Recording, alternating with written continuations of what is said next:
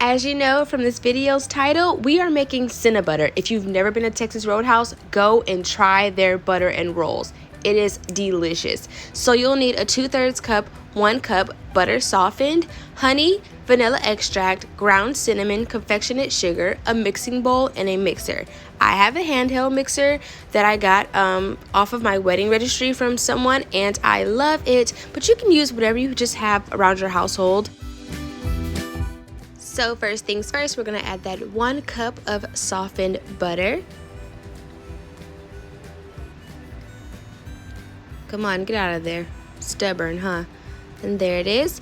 Then I'm going to add my 2/3 cup of confectioners sugar, and you only need 1. Then I'm going to add 2 tablespoons of honey. I'm using the Aunt Sue's honey today that I got from Mueller, but my favorite honey is actually a Kirkland brand from Costco, but you can use whatever honey that you just have around your house. So then I'm going to add 1 tablespoon of vanilla. I'm going to add 2 tablespoons of ground cinnamon.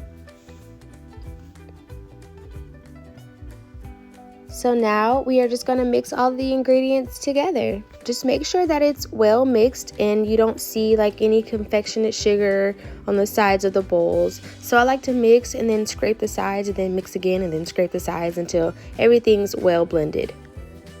So now you just add them to a container or a mason jar. You refrigerate for a couple hours or 24 hours. You enjoy it for breakfast or have it as a late night snack.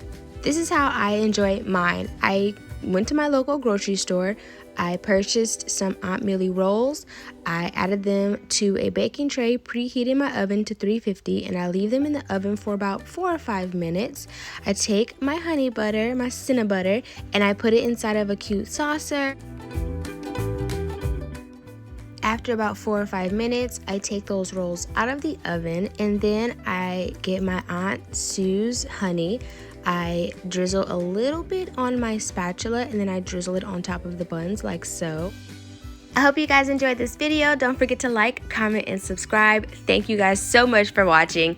Try this at home. I guarantee you your family members will love it. It is great for finger foods at parties or hors d'oeuvres. However you play it, it is not going to fail you.